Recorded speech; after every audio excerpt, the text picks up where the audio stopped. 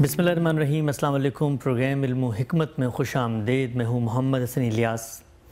नाज़रीन इकराम, इंसान जब किसी मौजू में अपनी दिलचस्पी का इजहार करता है, उसके अंदर उतरता है, गौर व फिक्र और तदब्बर करता है, तो कुछ उलझने, कुछ इश्कालात और कुछ मसाइल हैं जो उसके सामने आते हैं।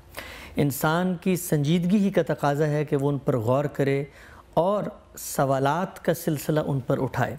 ये सवाल ही हैं जो इल्म की पहली सीढ़ी होते हैं। ये सवाल ही हैं जो किसी मामले में इंसान की दिलचस्पी की गम्बाजी करते हैं। ये सवाल ही हैं जो इंसान के इश्कालात को आवाज़ और ज़ुबान देते हैं। हमारे यहाँ बिलुमूम दीन के बारे में सवालात को बहुत डिस्करेज किया जाता है और कहा यह जाता है कि ज़्यादा सवालात नहीं पूछने चाहिए, जबकि दीन ही वो मौजू है कि जिसके ऊपर इंसान को सबसे ज़्यादा सवाल करने चाहिए ताकि वो उसका इल्म और उसका एतराफ़ बन सके। प्रोग्राम इल्म व हिकमत में हम मुख्तलिफ़ दीनी, फ़िक्री, मज़हबी मौज़ूआत को लेकर आपके सामने आते हैं, लेकिन आज का ये एपिसोड आपके उन सवालात पर मुश्तमिल है जो आप हमें ईमेल के ज़रिए पहुंचाते हैं।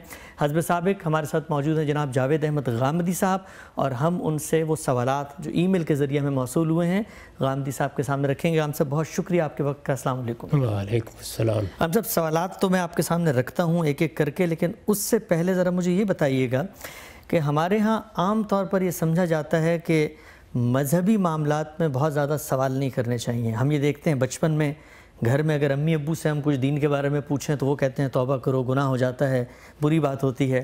मस्जिदों में जाएं, उलमा की मजालिस में बैठें तो वहाँ भी कोई बहुत इनकरेजिंग माहौल नहीं होता। ये बताइएगा कि जब सवाल ना किया जाए, सवाल को माशरे में दबाया जाए, तो इसके नतीजे में जो शख्सियत बनती है वो किसी मजहबी फ़िक्र को, किसी नस्बुलैन और आदर्श को, किसी अकीदे और ईमान की चीज़ को क्या अपना एतराफ़ बना सकती है? इस रवैये के दो ही नतीजे निकलते हैं। एक ये कि लोगों के लिए मज़हब बेमानी होकर रह जाए, वो उसको एक तरफ रख देते हैं, रवायत के तौर पर कबूल किए रहते हैं। उनका ख़्याल ये होता है कि हमारे वालिदैन की ख्वाहिश है, हमारे माशरे की ख्वाहिश है, हमारी सोसाइटी का तकाज़ा है, इस वजह से हम इसको मानते हैं और जो रसूम इसके तहत हमारी ज़िंदगी का हिस्सा बनती हैं वो बजा लाते हैं। बाकी ये कोई समझने सोचने की चीज़ नहीं है। तो इंसान के बातिन के साथ जो मज़हब का ताल्लुक़ पैदा होता है, उसके जहन के साथ, उसके दिलो दिमाग के साथ, वो इससे पैदा नहीं होता। एक नतीजा ये निकलता है। और दूसरा नतीजा ये निकलता है कि जब सवालात के जवाबात नहीं मिलते और बार बार उसकी हौसला शिकनी होती है तो फिर वो बगावत पर आमादा हो जाता है। एक ज़माना वो था कि जब मज़हबी माशरत हमारी माशरत थी, मज़हबी तहज़ीब हमारी तहज़ीब थी। जो मजालिस मुनक्किद होती थी, लोग गुफ्तगू करते थे, शायर और अदीब आपस में मुकालमा करते थे, वो सब मज़हबी रवायत के अंदर रह कर किया जाता था। जिस चीज़ को असरुल ईमान कहते हैं, उसका मतलब क्या था? उसका मतलब ये था कि कमो बेश 1000 साल तक दुनिया पर मज़हबी रियासत कायम थी। तो उसमें लोग इर्रेलेवेंट तो मज़हब को कर लेते थे, लेकिन गुरेज़ करते थे कि उस पर कोई मनफी तबसरा करें। अगरचे आप तारीख़ का मुताला करें तो उसमें हर तरह के लोग आपको मिल जाएंगे, ताहम बहुत कम। यानी फ़लसफ़ी, दानिश्वर, शायर, अदीब, उनकी आप तसनीफ़ात पढ़ें तो कहीं वो इस्तेहज़ा कर रहे हैं, कहीं मज़हबी अलामतों का मजाक उड़ा रहे हैं, कहीं किसी चीज़ को हदफ़ तनकीद बना रहे हैं, लेकिन इस उसलूब में कि जिसकी बाद में तौजीह की जा सके तो ये तो ऐसे ही एक सादा सी बात थी या सुखन गुस्तराना बात थी। तो ये रवैया इख्तियार किया जाता है। मौजूदा ज़माने में अब मज़हब का उस नौइयत का गलबा दुनिया पर नहीं रहा। दुनिया में बैसियत मजमूई आज़ादी इज़हार को एक कदर के तौर पर इख्तियार कर लिया गया है, बल्कि इतनी बड़ी कदर के तौर पर इख्तियार कर लिया गया है कि इसके मुकाबले में कोई और चीज़ अब सुनी मानी नहीं जाती। तो नतीजे के तौर पर जो आपकी नई नस्लें हैं वो फिर आमादा बगावत हो जाती हैं। चुनांचे खुलेआम इल्हाद पर गुफ्तगू होती है, उसके दलाइल दिए जाते हैं, लोग अपने मज़हबी अकायद को छोड़ने का ऐलान करते हैं, वो एक मज़हब से वाबस्ता रहते हैं लेकिन उसको माशरती या सकाफ़ती या तहज़ीबी वाबस्तगी से ज़्यादा कोई अहमियत देने के लिए तैयार नहीं होते। ये दूसरी सूरत पैदा हो जाती है। तो इसलिए इसके सिवा कोई चारा नहीं है कि लोगों को मज़हब का सच्चा इल्म दिया जाता रहे। मज़हब का सच्चा इल्म उसी सूरत में मिलता है जबकि देने वाले भी मज़हब को ख़ुद अपने लिए समझते हों, यानी उनका ज़मीर इस पर मुतमईन हो कि हमने इस चीज़ को जाना है और इस चीज़ को समझ कर माना है।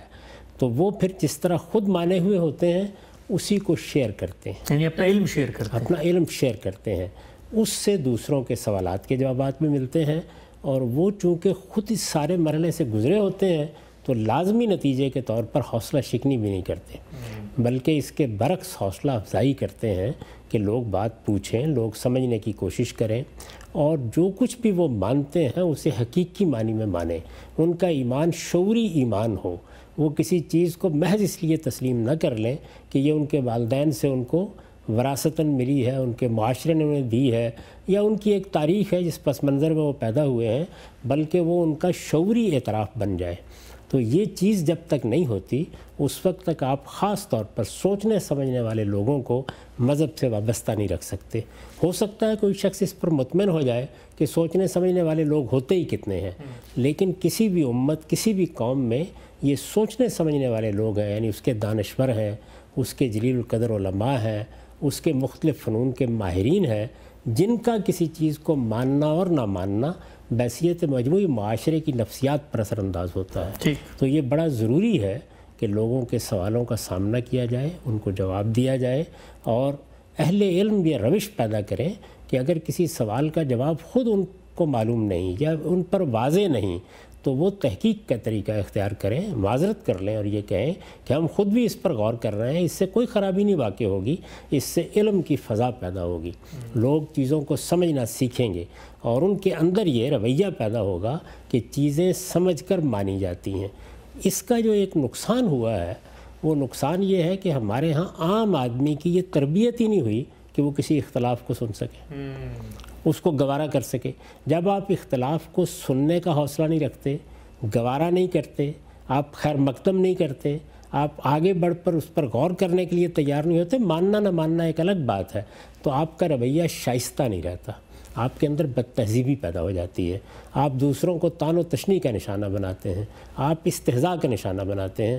آپ اگر دیکھیں تو خود قرآن مجید نے یہ بتایا ہے کہ جو لوگ پیغمبروں کے مقابلے میں کھڑے ہوئے انہوں نے بالکل یہی طریقہ اختیار کیا۔ اس کی وجہ کیا تھی؟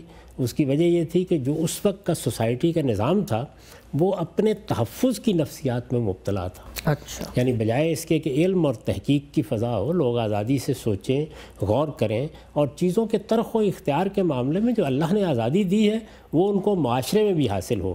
اس کے بالکل برخلاف اگر صورتحال یہ ہو کہ آپ کوئی بات کرنے سے پہلے 10 مرتبہ سوچیں، معلوم نہیں اس کا رد عمل کیا ہوگا، لوگ کیا کہیں گے، میرا معاشرے میں جینا بھی ممکن رہے گا یا نہیں رہے گا، تو اس سے جو گھٹن پیدا ہوتی ہے وہ علم کو بھی ہلاک کر دیتی ہے، وہ تحقیق کے دائیات بھی ختم کر دیتی ہے، اور لوگوں کو اس کا اندازہ نہیں ہوتا، اس کے اثرات پھر مجموعی قومی زندگی پر پڑتے ہیں اور ویسیت مجموعی قوم میں زوال آشنا ہو جاتی ہے۔ ٹھیک ہے ہم صاحب، بہت تفصیل سے آپ نے بتایا کہ کیوں ضروری ہے کہ جو سوالوں کی روایت ہے اس کو انکریج کیا جائے، لوگوں کے سوالات کا سامنا کیا جائے۔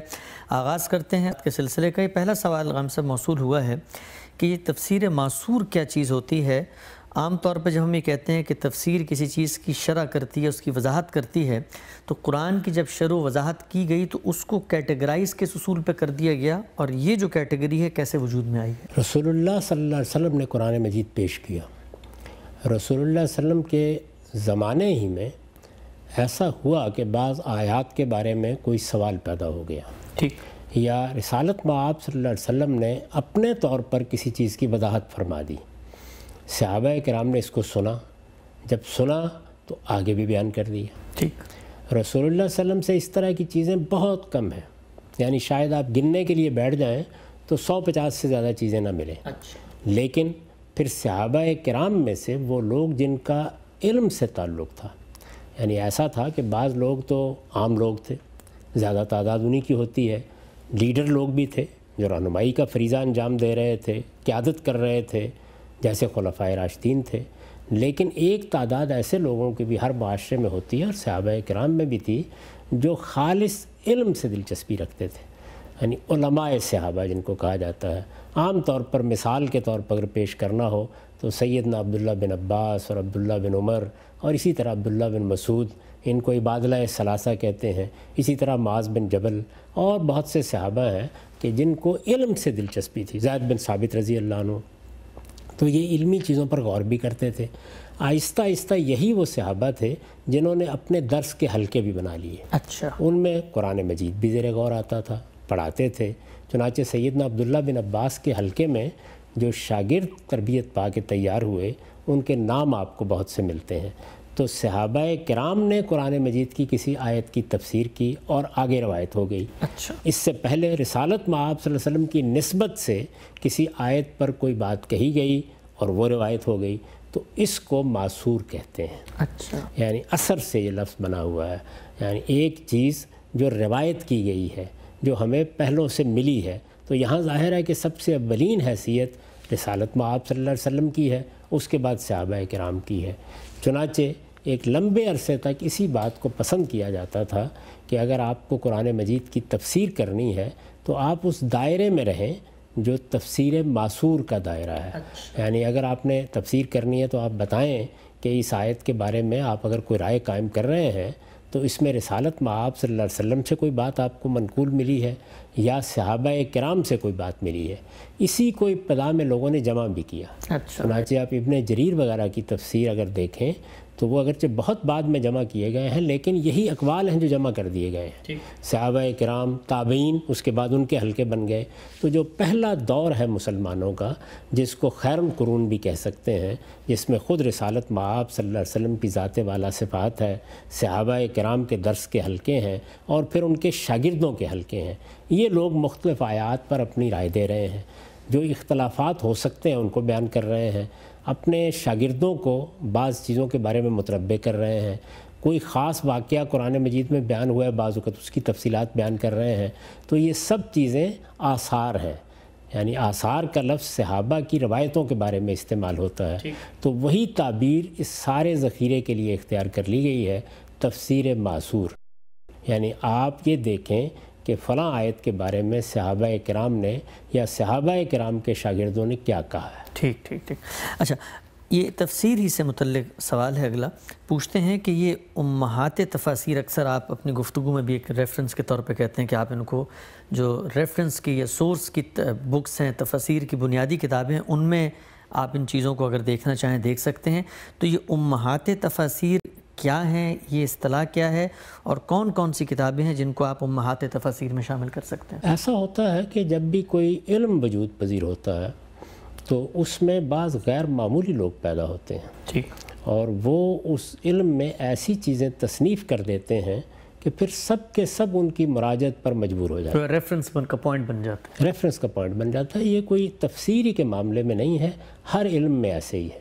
اگر آپ ابن خلدون کا مقدمہ پڑھیں تو اس میں ایک بڑا غیر معمولی کام کیا ہے ابن خلدون نے، اور وہ یہ کیا ہے کہ اپنے زمانے میں کھڑے ہو کر تمام علوم میں یہ بتایا ہے کہ اس کی امہات کتب کون سی ہیں۔ اچھا، یعنی سورس بکس وہ کون سی کتابیں ہیں۔ تفسیریں بہت لکھی جاتی ہیں، ایک کے بعد دوسری لکھی جاتی ہے، حدیث پر بے شمار کام لوگ کرتے ہیں، اصول پر کتابیں لکھتے ہیں، لیکن بعض کتابوں کی یہ حیثیت ہو جاتی ہے کہ گویا ان پر پھر مبنی کتابیں لکھی جاتی ہیں۔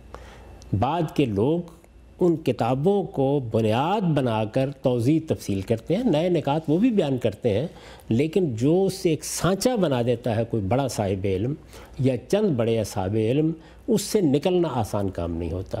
یہ دنیا میں ہر جگہ ہوتا ہے۔ اب فلسفے میں آپ امہات کتب اٹھائیں یا بڑے فلسفیوں کے اٹھائیں تو یہی صورتحال پیدا ہوگی۔ سائنس میں بھی کم و بیش یہی صورتحال ہے۔ جو درجہ نیوٹن کا ہے یا جو درجہ آئنسٹائن کا ہے وہ درجہ ظاہر ہے دوسرے عام سائنسدانوں کا نہیں ہوتا، اور نہ باقی لوگ اس طریقے سے کوئی انقلابی کام کر ڈالتے ہیں۔ زیادہ تر لوگ وہ پیدا ہوتے ہیں جو اس علم کو سمجھتے ہیں، اس کی تعلیم تدریس کی خدمت انجام دیتے ہیں، اس کی توضیح کرتے ہیں۔ جس طرح کہ آپ نے دیکھا ہوگا درس نظامی میں پڑھتے ہوئے کہ وہاں بہت سی شرحیں آپ کو مل جاتی ہیں، یعنی کوئی ایک کتاب ہے جو بنیادی کتاب کی حیثیت رکھتی ہے، باقی لوگ ان کی شروع لکھتے چلے جا رہے ہیں، وہ بھی بڑی قیمتی چیز ہوتی ہے۔ شارحین اس میں بہت سی چیزوں کی تنقیح کرتے ہیں، اضافے کرتے ہیں، ان کے تفردات بھی اس میں سامنے آ جاتے ہیں، لیکن یہ کتابیں ہیں جن کو ہر علم میں امہات کتب کہا جاتا ہے۔ تو جب ایک آدمی تفسیر کی دنیا میں داخل ہوتا ہے تو ہزاروں کی تعداد میں تفسیریں ہیں، یعنی اگر آپ تفسیر کی کتابوں کے صرف نام اکٹھے کریں تو ایک پوری کتاب اس پر بن سکتی ہے، صرف نام ہی اگر اکٹھے کیے جائیں۔ اب ان میں کیا یہ صورت ہے کہ ہر تفسیر اپنی کوئی منفرد خصوصیات رکھتی ہے، یقیناً رکھتی ہے، لیکن بنیادی ڈھانچہ کن لوگوں نے فراہم کیا ہے؟ تو اس میں جو کتابیں اہم ترین ہیں ان کا ہم ذکر بھی کرتے رہتے ہیں، جیسے زمخشری کی کشاف ہے، جیسے امام رازی کی تفسیر ہے، اور اسی طرح سے ابن جریر کی تفسیر۔ ابھی آپ نے تفسیر معصور کے بارے میں سوال کیا، تو اب معصورات کو اگر دیکھنا ہو تو اس میں ابن جریر سے بڑا کوئی ماخذ نہیں ہے۔ وہ ریفرنس کی کتاب ان کی ابن کثیر نے اسی کا خلاصہ کیا ہے، یعنی انہوں نے محدثانہ طریقے سے بعض چیزوں کو تنقیح کے عمل سے بھی گزار دیا ہے اور ایک طرح سے خلاصہ بھی کر دیا ہے، لیکن ساری تفصیلات اگر آپ بالکل اس کی اصل صورت میں دیکھنا چاہیں تو وہ آپ کو ابن جریری میں ملیں گی۔ تو یہ معاملہ ہر علم میں ہوتا ہے، اس لحاظ سے کہا جاتا ہے کہ یہ تفسیر کی امہات ہیں، سورس بکس ہیں۔ باقی چیزیں جو ہیں وہ ایسا نہیں ہے کہ اہمیت نہیں رکھتی، لیکن ان کتابوں پر ہی مبنی ہوتی ہیں اور پھر لوگ اس میں دو دو چار چار چیزوں کا اضافہ کرتے چلے جاتے ہیں۔ ٹھیک، ہم صاحب اگر کوئی علوم اسلامیہ کا طالب علم ہے، مذہب کے اندر ایک رسوخ پیدا کرنا چاہتا ہے، وہ کسی مسئلے پر دیکھنا چاہتا ہے کہ علم کی ہسٹری کیا ہے، کیسے مفسرین کی مختلف روایات میں اس مسئلے کو دیکھا گیا ہے، اس کو ٹریس کرنا چاہتا ہے، تو وہ کون سی 4 یا 5 آپ بنیادی تفاسیر کے بارے میں بتائیں گے کہ جو امہات ہیں اور ان کی طرف اس کو سب سے پہلے مراجعت کر کے دیکھنا چاہیے کہ یہ لوگ اس کے بارے میں کیا کہہ رہے ہیں؟ جی، میں نے ابھی چند کا تو ذکر کر دیا، یعنی سب سے پہلے آپ کو ابن جریری کو دیکھنا چاہیے یا اس کا خلاصہ ابن کثیر کو دیکھ لیں، تاکہ یہ پتہ چل جائے کہ صحابہ و تابعین کی تفسیریں کیا ہیں۔ ٹھیک، یعنی ان سے یہ لازم نہیں ہوتا کہ اس میں جو چیز نقل کی گئی ہے وہ فی الواقع صحابہ و تابعین ہی کی ہو، اس میں بھی جس طرح سے روایتوں میں خلط ہوا ہے وہاں بھی ہوا ہے، بہت سی چیزیں ان کی طرف منسوب بھی کر دی گئی ہیں، لیکن بہرحال ایک اچھا بڑا ذخیرہ ایسا ہے جس پہ آپ اعتماد کر سکتے ہیں۔ تو اس سے پتہ چل جاتا ہے کہ عبداللہ بن عباس رضی اللہ عنہ نے فلاں چیز کے بارے میں کیا کہا، یا ان کے شاگردوں نے کوئی رائے قائم کی تو وہ کیا رائے تھی، اکرمہ کی کیا رائے تھی، ضحاک کی کیا رائے تھی، فلاں کی کیا رائے تھی۔ تو یہ چیزیں آپ کو معلوم ہو جاتی ہیں اس کے نتیجے میں۔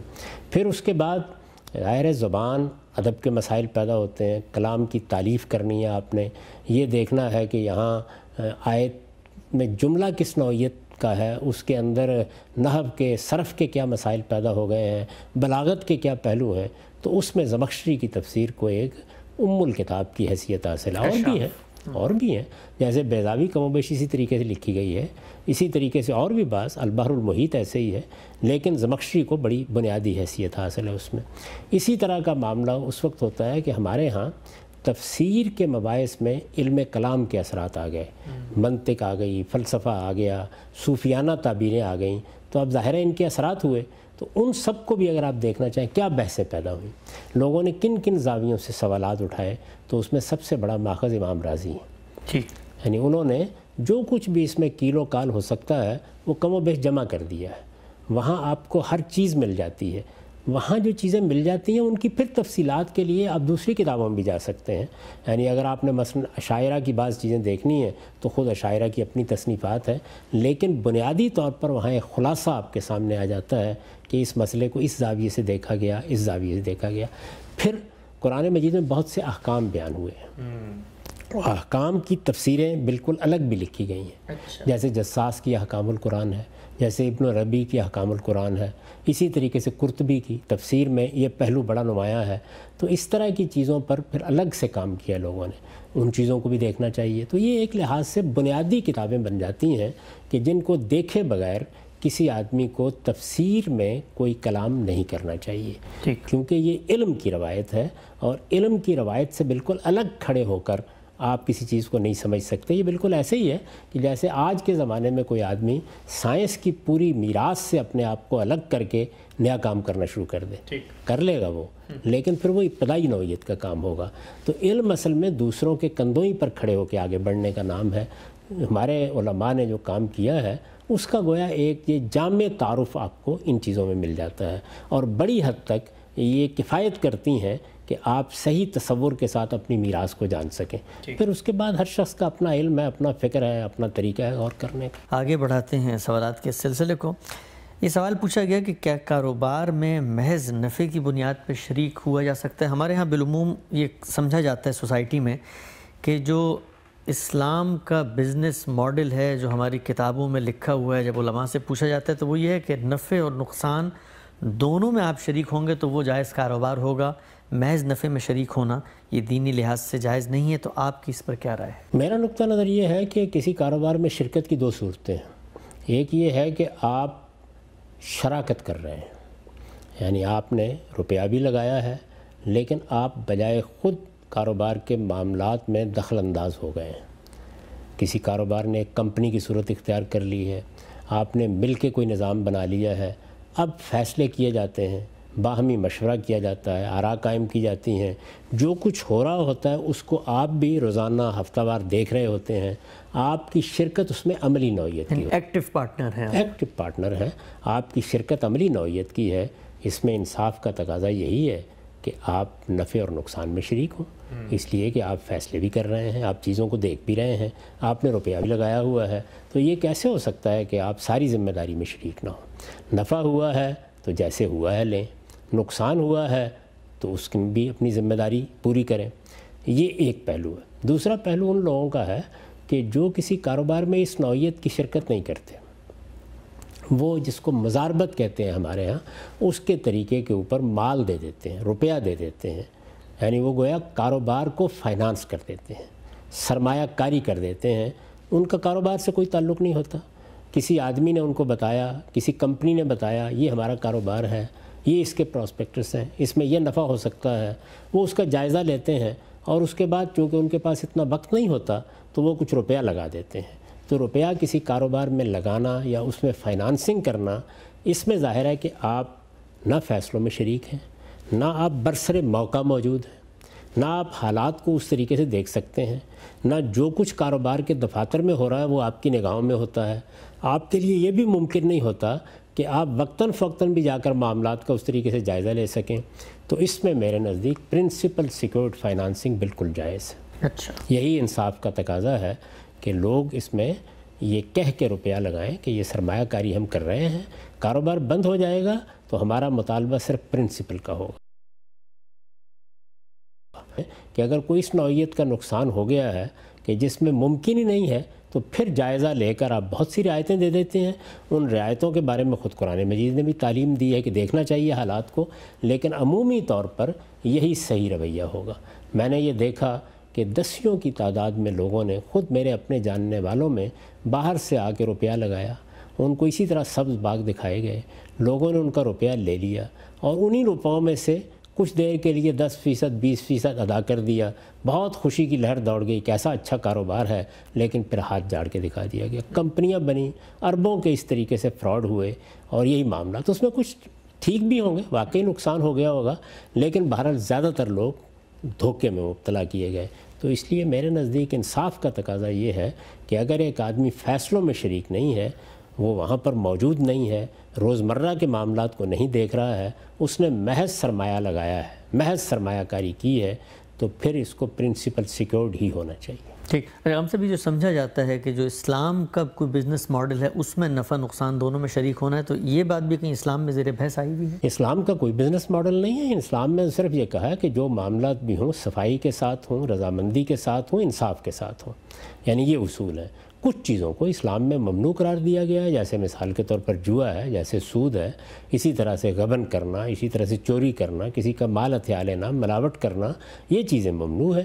لیکن اگر یہ چیزیں نہیں ہیں اور آپ کاروبار کر رہے ہیں تو اس میں بنیادی چیز یہی ہوگی کہ انتراز ہو، یعنی رضامندی سے ہو، کسی کو دھوکے میں مبتلا نہ کیا جائے، کسی کو یک طرفہ نقصان نہ پہنچایا جائے، اور جو معاملات بھی ہوں انصاف کے ساتھ ہوں۔ میں اس کو انصاف کا تقاضا سمجھتا ہوں کہ اس زمانے میں، اور تجربات سے بھی یہی بات معلوم ہوتی ہے، فقہا بھی اگر اس کو دیکھتے تو میرا گمان یہی ہے کہ وہ اس معاملے میں اپنی رائے کو تبدیل کرتے۔ یعنی اس زمانے میں فائنانسنگ اس کے سوا کرنی ہی نہیں چاہیے کہ وہ پرنسپل سیکیورڈ ہوگی۔ ٹھیک ہے، ہم سب آگے بڑھتے ہیں۔ ایک اور سماجی مسئلہ ہے جو ہمارے ہاں اگرچہ کچھ تمدن کی تبدیلی سے اب کم ہوا ہے لیکن کہا جاتا ہے موجود ہے، جہیز کا تصور۔ باقاعدہ طور پہ لسٹیں بنتی ہیں، ڈیمانڈز ہوتی ہیں، آپس میں تبادلہ خیال ہوتا ہے۔ آپ کیا سمجھتے ہیں کہ اسلام میں جہیز کے بارے میں کوئی اطلاقی ہدایت موجود ہے، اس کو ممنوع قرار دیا گیا ہے، اور کیسے یہ جو جہیز کی ایک طرح سے لعنت بن گئی ہے سوسائٹی پہ، غریب لوگ اپنی بچیوں کی شادیاں نہیں کر پاتے، اس سے کیسے چھٹکارا حاصل کر سکتے ہیں؟ دو طرح کی چیزیں ہوتی ہیں.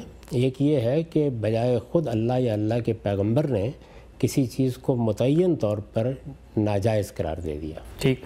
یعنی رسول اللہ صلی اللہ علیہ وسلم کے زمانے میں وہ مسئلہ پیش آ گیا اور رسول اللہ نے اس سے روک دیا اور اس کی وجہ بتا دی کہ کیوں روکا گیا ہے. دوسرے یہ ہے کہ عام اصول، دین کے جو عام اصول ہیں ان کو سامنے رکھ کر ہم کوئی رائے قائم کرتے ہیں.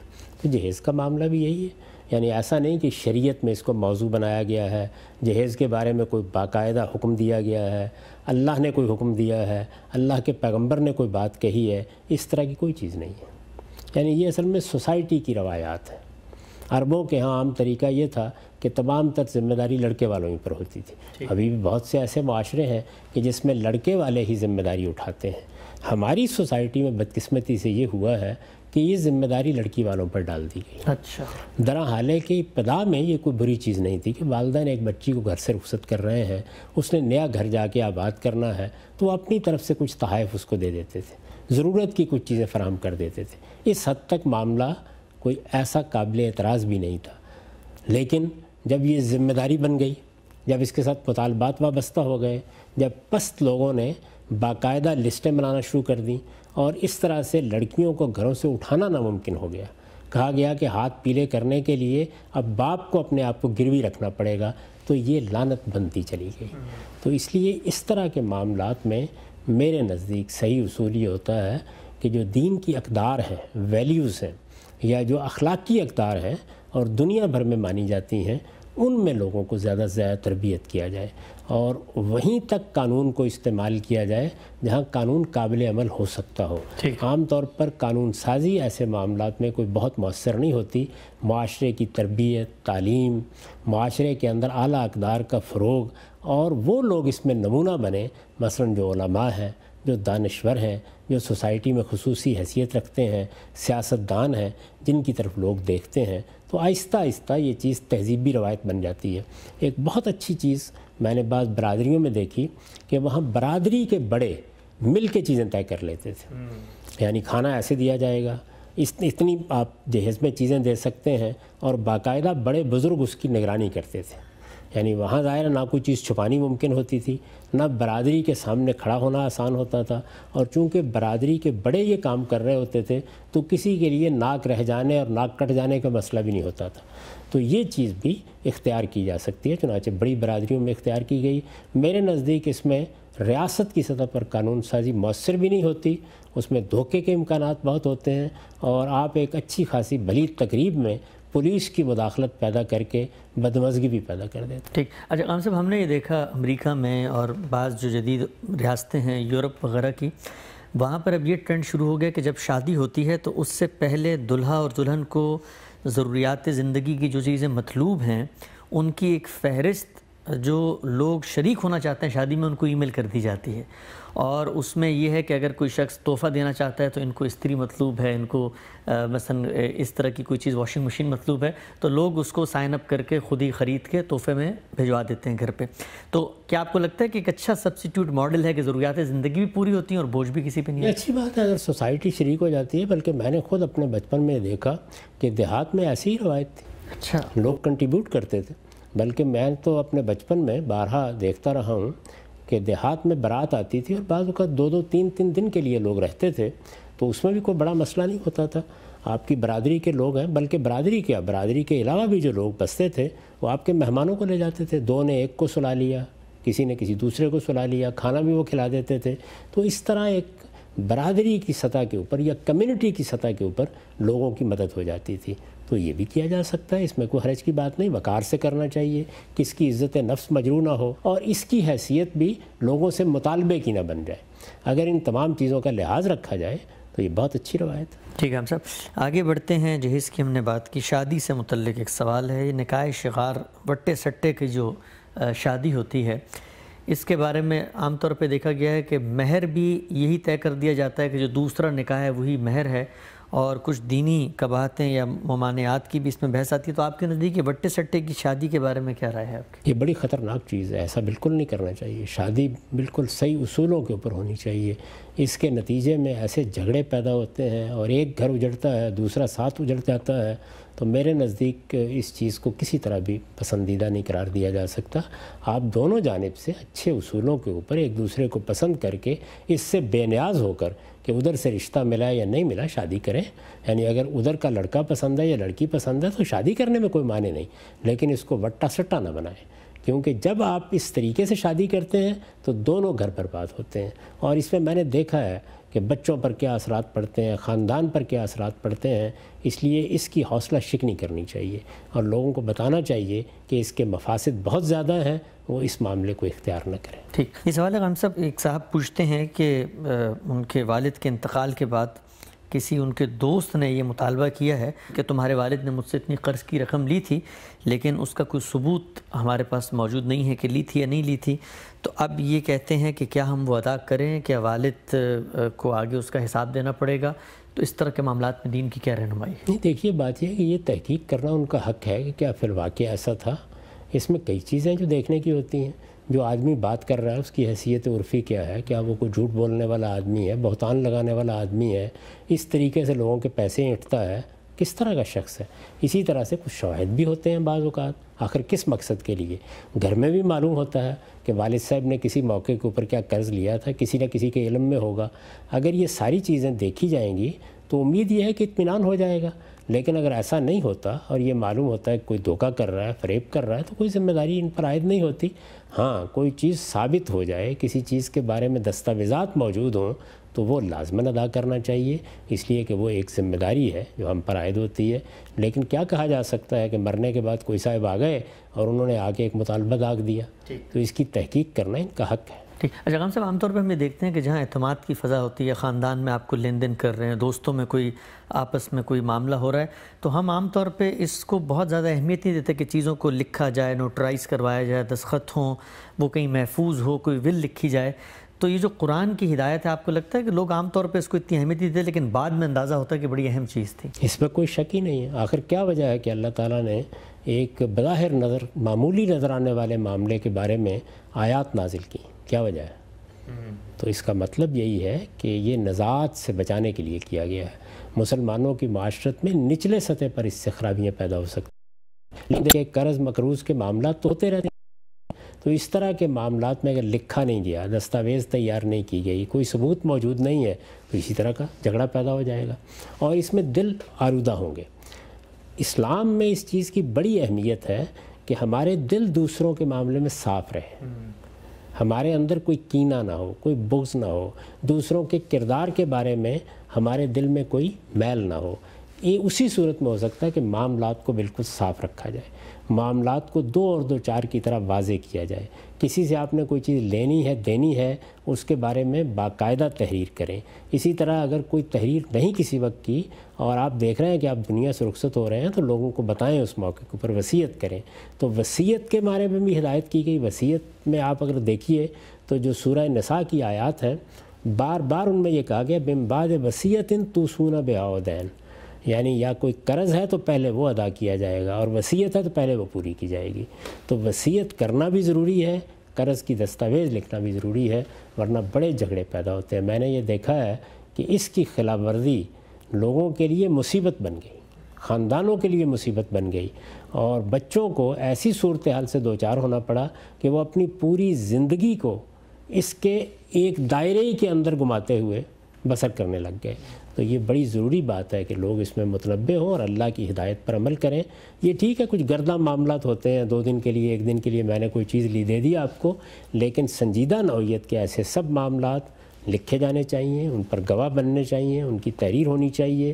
اگر کسی نے کوئی قرض لیا ہے تو اس کی بھی، کوئی وصیت کرنی ہے تو اس کی۔ ٹھیک ہے، ہم سب آگے بڑھتے ہیں۔ یہ قرآن مجید کے مقام کے بارے میں منطقی سے اشکال ہے۔ پوچھا یہ گیا ہے کہ جب ہمیں ارادہ اور اختیار دیا گیا ہے تو وہ جو عہد تھا، عہد الست، اس کو اٹھانے کے بعد دیا گیا ہے، تو یہ جو پیڑ اور جو مثلاً پہاڑ تھے، اگر وہ قبول کر لیتے اللہ کی اس حکم کو، تو کیا ان کو بھی ارادہ اختیار دیا جاتا پھر؟ یہ تو اللہ کے منشا پر ہے، کیا ارادہ اختیار دیتے، وہ کیا کرتے اس کے نتیجے میں، یہ ہم نہیں جانتے۔ اپنے علم کے حدود میں رہنا چاہیے، یعنی اللہ تعالیٰ ہمارے علم کے حدود سے ماورا جو اطلاع ہم کو دیتے ہیں، بس وہ جتنی دی گئی ہے اس پر ایمان رکھیں، اور اپنی توجہ ان چیزوں پر اور ان کی کھوج کرید میں جانے کی بجائے اس دنیا پر رکھیں۔ یعنی اس دنیا میں بہت تحقیق کرنے کی ضرورت ہے۔ اس میں اگر آپ دیکھیں تو مادہ بجائے خود تحقیق کا کتنا بڑا موضوع ہے، اس سے کیسے حیات پیدا ہو جاتی ہے، کتنی بڑی تحقیق کا موضوع ہے، اس میں شعور کہاں سے آ جاتا ہے کا موضوع ہے۔ اس پر کام کرنا چاہیے، اس کو سمجھنے کی کوشش کرنی چاہیے۔ سائنس نے یہی طریقہ اختیار کیا، اور دیکھیں دنیا کے لیے کتنی سہولتیں پیدا ہو گئیں، اس سے کچھ مسائل بھی پیدا ہوئے ہیں، سہولتیں بھی کتنی غیر معمولی پیدا ہوئی ہیں۔ انفارمیشن ٹیکنالوجی نے ایک انقلاب برپا کر دیا ہے۔ یہ سب ایسے ہی ہوا ہے کہ مادے میں کیا قوانین کار فرما ہے، مادہ کیسے کام کرتا ہے، اس میں کس طرح سے اطلاعات ٹرانسفر ہوتی ہیں، کیسے سفر کرتی ہیں، اس کا آپ نے مطالعہ کیا۔ اللہ تعالیٰ کے جو معاملات ہیں، یعنی اس عالم سے ماورا کائنات کے ساتھ اللہ کا کیا تعلق ہے، یہ کائنات کیسے وجود میں آئی ہے، یعنی ابتداً اللہ تعالیٰ نے کس طرح سے اس کو وجود بخشا۔ اس میں کچھ چیزیں وہ ہیں کہ جن کو ہم تجربے مشاہدے سے گزار سکتے ہیں، لیکن اس سے ماورا ایک بڑا علم ہے جس میں اللہ تعالیٰ نے جو بات بتائی ہے بس اس پر اکتفا کیجئے، اور اسی چیز کو قرآن مجید نے بیان کیا ہے کہ ان معاملات میں انسان کو تھوڑا علم دیا گیا، ما اوتیتم من علم الا قلیلا۔ اس الا قلیلا کو سمجھ کر جتنا دیا گیا ہے اس کو تحقیق کا موضوع بنانا چاہیے۔ یہی وہ بات ہے جو دیکارت نے مغربی معاشرے کو بتائی اور سائنسی انقلاب برپا ہو گیا۔ ٹھیک ہے، ہم آگے بڑھتے ہیں۔ یہ عملی نوعیت کا ایک سوال ہے، نماز کے بارے میں ہمیں بھی پیش آتا ہے، آپ اپنے تجربات سے اگر کچھ لوگوں کو بتا سکیں۔ یہ پوچھتے ہیں کہ نماز میں مختلف خیالات پیدا ہوتے چلے جاتے ہیں، اور توجہ، ارتکاز، ایک اللہ تعالیٰ کے ساتھ جو ایک یکسوئی کا معاملہ ہوتا ہے عبادت میں، وہ پیدا نہیں ہوتا۔ کھڑے ہوتے ہیں تو خیالات گردش کر رہے ہوتے ہیں، اس کو کیسے روکا جائے؟ دیکھیے، سب سے بڑی چیز تو یہ ہے کہ نماز کو وہ اہمیت دیں جو نماز کو دینی چاہیے، وضو کر کے کھڑے ہوں، اپنی یکسوئی کو مجتمع کریں۔ یہ سارے کام شعوری کام ہیں، یعنی اٹھ کے آپ نے کہا کہ چلیے 2 سجدے کرنے یا کر لیتے ہیں، یہ طریقہ نہیں ہونا چاہیے۔ نماز اہتمام کے ساتھ پڑھنی چاہیے، پہلی چیز یہ ہے۔ دوسری چیز یہ ہے کہ جب آپ نماز میں کھڑے ہوں تو کچھ اذکار بتائے گئے ہیں، کچھ تو لازمی اذکار ہیں جیسے سورہ فاتحہ پڑھنی یا قرآن کا کوئی حصہ ہم نے ساتھ میں لانا ہے، اسی طرح تسبیحات ہیں، دعائیں ہیں، مناجات ہیں، تو ان کو تھوڑی سی بلند آواز سے پڑھیں، اس میں کوئی حرج کی بات نہیں ہے۔ اچھا، جب آپ ایسا کریں گے تو زیادہ امید یہ ہے کہ یکسوئی ہو جائے گی اور اس طرح خیالات کا انتشار نہیں رہے گا۔ اگر کسی وقت ایسا ہو جائے تو جس وقت آپ کو اس کا احساس ہو مجتمع کرنے کی کوشش کریں، تو بندہ یہی کر سکتا ہے۔ اس کے بعد بھی اگر کوئی کوتاہی ہو رہی ہے یا انتشار خیال موجود ہے تو اس پر کوئی مواخذہ نہیں ہے۔ آپ اللہ کے حضور میں پہنچ گئے، آپ ادب کے ساتھ کھڑے ہو گئے، آپ نے جا کے ہاتھ باندھ لیے، آپ نے پیشانی زمین پر رکھ دی، اصل نماز یہ ہے، یہ ہو گئی۔ اچھا، ہم سب یہ جو عام طور پہ لوگ اس تردد کا شکار ہوتے ہیں کہ نماز کے اندر وہ خشوع، وہ تذلل، وہ ایک زندہ نماز ہونے کا احساس نہیں ہوتا، تو یہ مجھے بتائیے گا کیا یہ جب ہو جاتا ہے تو ہر نماز میں ہوتا ہے، یا یہ کبھی کبھی انسان کے اندر یہ احساس یہ پیدا تو ہوتا ایک ساتھ کے بعد ممکن ہی نہیں ہے، یعنی اس کی کوئی مثالیں آپ کو صحابہ میں بھی نہیں ملتی۔ یعنی کبھی ایسا ہوتا ہے کہ آپ بس اٹھتے ہیں، اٹھ کے آپ ذمہ داری پوری کر لیتے ہیں، اللہ کی بارگاہ میں حاضری لگوا لیتے ہیں، اور ایسی نمازیں بھی ہوتی ہیں کہ جن میں آدمی چاہتا ہے کہ اس کا سر سجدے میں پڑا رہے۔ تو یہ مختلف کیفیات ہیں جو آتی رہتی ہیں، جاتی رہتی ہیں، اتنی ہی مطلوب ہے۔ ان سے زائد کی تمنا کر کے اپنے آپ کو خواہ ذہنی خلفشار میں مبتلا نہیں کرنا چاہیے۔ ٹھیک، یہ نمازی سے متعلق سوال ہے کہ لوگ پوچھتے ہیں کہ ایک وتر پڑھتے ہیں، اس کا کیا حکم ہے؟ ایک وتر کوئی چیز نہیں ہے۔ آپ پیچھے کچھ نماز پڑھ رہے ہوتے ہیں تو کم سے کم 2 رکعتیں پڑھیے، اس کے بعد ایک سے نماز کو وتر کیا جاتا ہے، یعنی نماز کو طاق کیا جاتا ہے۔ اس کے پڑھنے کا یہ طریقہ بالکل درست ہے کہ 2 رکعتیں پڑھی، پڑھ کر سلام پھیر دیا، پھر تنہا 1 رکعت پڑھ کے سلام پھیرا۔ یہ طریقہ سنت سے ثابت ہے، رسالت مآب صلی اللہ علیہ وسلم نے یہ طریقہ اختیار کیا ہے، یہ آپ کا اسوہ حسنہ ہے اور روایتوں میں بیان ہو گیا ہے۔ اس طریقے میں کوئی غلطی نہیں، لیکن یہ ایک وتر نہیں ہے۔ یہ اصل میں جو پیچھے 2 آپ نے پڑھے ہیں، 2 پڑھے ہیں، 4 پڑھے ہیں، 6 پڑھے ہیں، اس کے بعد یہ ایک رکعت سے اس کو وطر کیا گیا ہے، یعنی طاق کر دیا گیا ہے۔ تو صحیح طریقہ یہ ہے کم سے کم تعداد وہی 3 ہوگی، اس کے پڑھنے کے طریقے مختلف ہیں۔ تو یہ طریقہ عام طور پر جب لوگ دیکھتے ہیں کہ 2 رکعتیں پڑھ کے سلام پھیر دیا تو وہ خیال کرتے ہیں یہ ایک وطر پڑھا جا رہا ہے، نہیں، وہ ایک رکعت سے جو نماز آپ نے پڑھی ہے اس کو وطر کیا جا رہا ہے، یعنی طاق بنایا جا رہا ہے۔ اور تہجد کی نماز ہے چونکہ یہ، تو اس لیے اس کا طاق پڑھنا ضروری ہے۔ رسول اللہ صلی اللہ علیہ وسلم نے جو اسوہ ہمارے سامنے رکھا اس میں یہ طاق ہی، دن کی نمازیں مغرب پر طاق ہو جاتی ہیں اور رات کی نمازیں تہجد پر طاق ہو جاتی ہیں۔ ٹھیک، اگلا سوال ہم صاحب تہجد سے متعلق ہے کہ تہجد پڑھنے کا بہترین وقت کون سا ہے؟ کیا وہ کہتے ہیں میں فجر سے 4-5 منٹ پہلے اٹھ کے تہجد پڑھ سکتا ہوں؟ جی ہاں، بالکل پڑھ سکتے ہیں، بس فجر سے پہلے اور آدھی رات کے بعد جب آپ اٹھتے ہیں، بلکہ رسول اللہ صلی اللہ علیہ وسلم نے تو اجازت دے دی کہ اگر آپ چاہیں تو عشاء کے بعد بھی پڑھ سکتے ہیں، یعنی عشاء کی نماز پڑھی۔ یہ جو آپ 3 وتر پڑھتے ہیں یہ تہجدی کی نماز ہے، جو رسول اللہ صلی اللہ علیہ وسلم سے لوگوں نے جب پوچھا کہ ہمارے لیے اٹھنے میں دقت ہوتی ہے تو کیا ہم عشاء کے بعد پڑھ لیں، تو آپ نے فرمایا پڑھ سکتے ہیں۔ ٹھیک، یہ سوال ہم سب پوچھتے ہیں کہ ساتھ میں آپ صلی اللہ علیہ وسلم سے منسوب ایک بات ان کے علم میں آئی ہے کہ اس میں آپ سے پوچھا گیا کہ کون سا عمل افضل ہے، تو آپ نے فرمایا کہ مومن اپنی جان اور مال سے اللہ کے راستے میں جہاد کرے۔ تو یہ پوچھتے ہیں کہ کیا یہ جو حکم تھا وقتی نوعیت کا تھا، کیونکہ آج ایک عام آدمی کے لیے تو جہاد کی اس طرح نہ اجازت ہے نہ ممکن ہے، تو کیا وہ اس افضل عمل سے محروم رہے گا؟ دیکھیے، اس طرح کی جتنی بھی روایتیں ہوتی ہیں وہ حالات کے لحاظ سے ہوتی ہیں، یعنی اس وقت کیا چیز موجود تھی۔ اندازہ کیجئے کہ جس وقت بدر کا مارکہ درپیش تھا، یا احد کا مارکہ درپیش تھا، یا قریش کی طرف سے پے در پے حملوں کے خطرے تھے، تو سب سے بڑا عمل یہی تھا۔ لیکن اگر وہ صورتحال نہیں رہی ہے تو آپ دین کے لیے جدوجہد کریں۔ قرآن مجید میں جہاد کی تعبیر قتال کے لیے بھی اختیار کی گئی ہے اور دعوت کی جدوجہد کے لیے بھی اختیار کی گئی ہے۔ چنانچہ دعوت کی جدوجہد کے لیے یہ کہا ہے کہ جاہد پہ ہی جہادن کبیرہ، اس قرآن کے ذریعے سے جہاد کبیر کریں۔ تو قرآن مجید کے ذریعے سے جہاد کبیر کیا ہے؟ یہ کہ آپ قرآن کا پیغام پہنچائیں، قرآن کو خود سمجھیں، قرآن کو دوسروں کو سمجھائیں اور اس کے مصداق بنیں کہ خیرکم من تعلم القرآن وعلمہ، تم میں سے بہترین وہ لوگ ہیں جو قرآن پڑھیں، قرآن سیکھیں اور دوسروں کو سکھائیں۔ یہ اصل میں وہ جہاد ہے جو آپ ہر وقت کر سکتے ہیں، آج بھی کر سکتے ہیں، کل بھی کر سکتے ہیں۔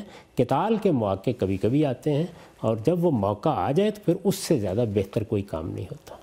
ٹھیک ہے ہم سب، یہ سورہ نساء کی آیت 101 کے بارے میں سوال ہے جس میں یہ زیر بحث ہے کہ اگر آپ کو اندیشہ ہے جنگ کے موقع پر تو آپ نماز قصر کر سکتے ہیں۔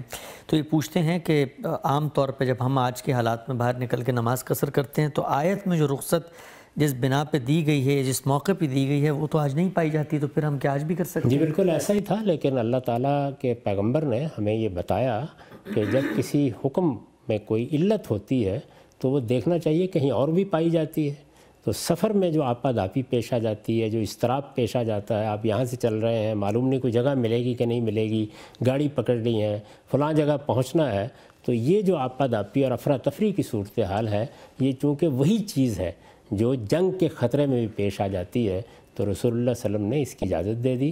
یہ علت پر قیاس کا اصول ہے اور یہ ہمارے پورے دین میں آپ جگہ جگہ دیکھتے ہیں کہ اس کا لحاظ کیا جاتا ہے۔ ٹھیک ہے ہم سب، یہ اگلا سوال سماجی نوعیت کا ہے۔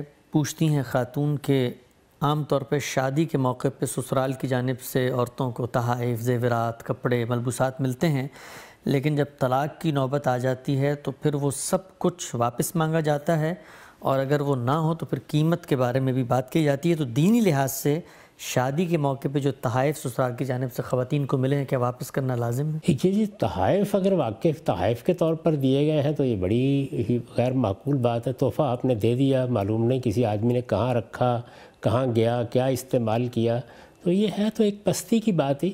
لیکن جہیز جس طرح سے ہمارے ہاں ہے تو وہ بھی تحفہ ہی، جس طرح کی صورت اختیار کر گیا اس میں البتہ یہ ہوتا ہے کہ آپ نے کل شادی کی، لاکھوں روپے خرچ کیے، لوگوں نے بہت سا سامان خریدا، بچی دوسرے گھر میں گئی، اب نباہ نہیں ہو رہا، طلاق کی نوبت آ گئی، تو اس میں پھر یہی ہوتا ہے کہ فہرستیں پہلے سے بنی ہوتی ہیں اور ان کی واپسی بھی ہوتی ہے۔